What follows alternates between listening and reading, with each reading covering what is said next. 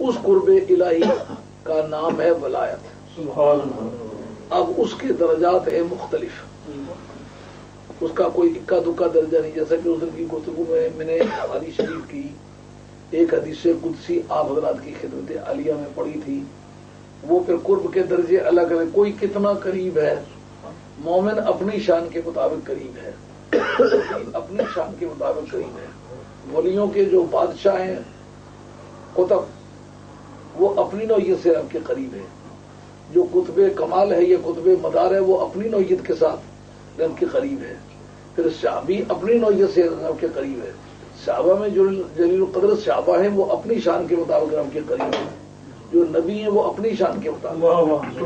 उस हदीस कुदसी का मजमून मैंने आपके सामने रखा था कि जो बंदा है ला यज़ालु अब्दी मुतक़र्रबु इलैया, बंदा नफली इबादत के जरिए से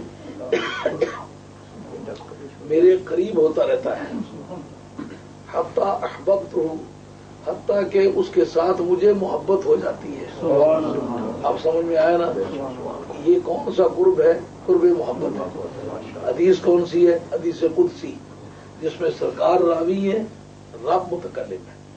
रब की बात को सरकार रिपोर्ट फरमा रहे हैं। उसमें कहा मेरे मौला का फरमान है, बंदा नफली इबादतें करते करते करीब होता रहता है।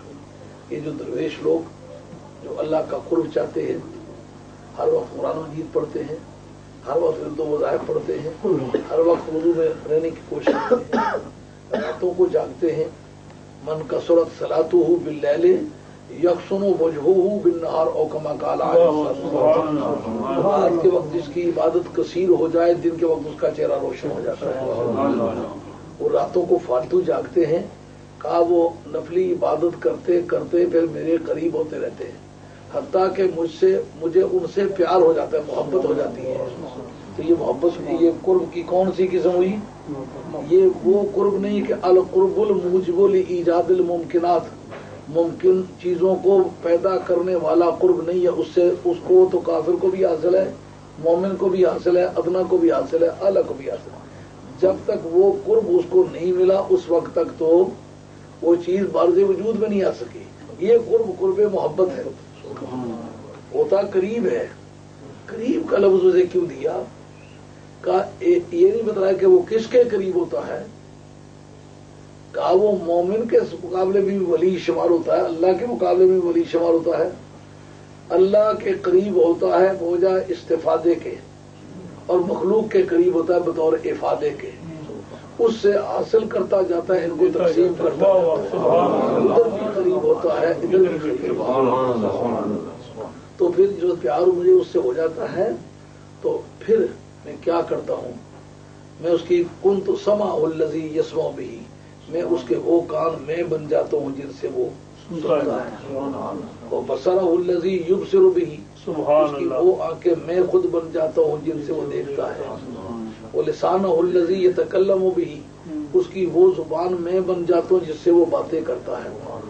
वो यदहुल्लती यब्तिशु बिहा, उसके वो हाथ में बन जाता हूँ जिनसे वो पकड़ता है। और रिजलहुल्लती यमशी अलैहा, फिर उसके वो पाँव में बन जाता हूँ जिन पाँव पर वो चलता है।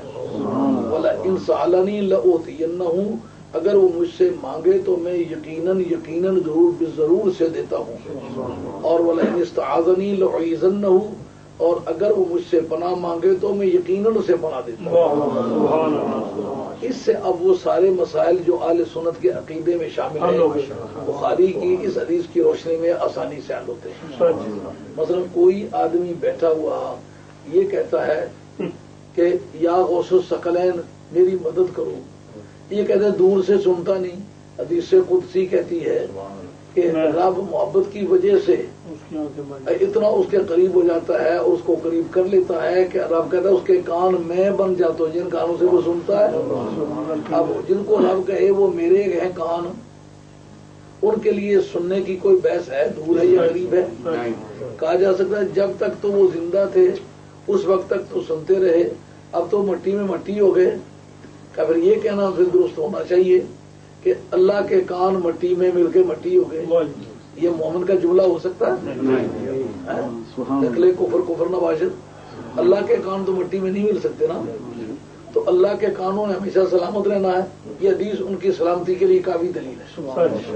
جس کو زندگی میں یہ بات حاصل ہو گئی سمجھو موت کا ذائقہ ہی چکھتا ہے, اس کے سوا بگڑتا اس کا کچھ نہیں.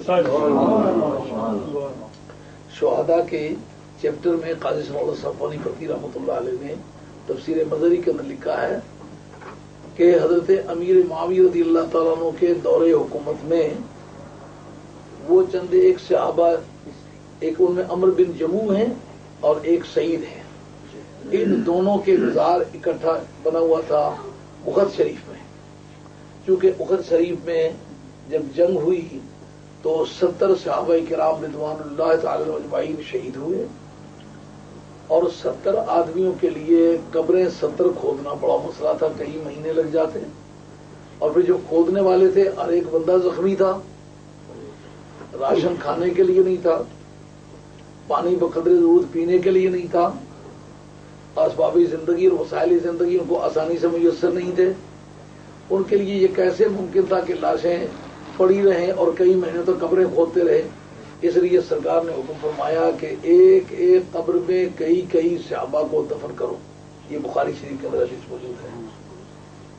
اور کئی کئی جنازے اکٹھے رکھ کے اکٹھے پڑے. اس میں ایک روایت ہے کہ قبروں پر سرکار نے جنازہ پڑھا.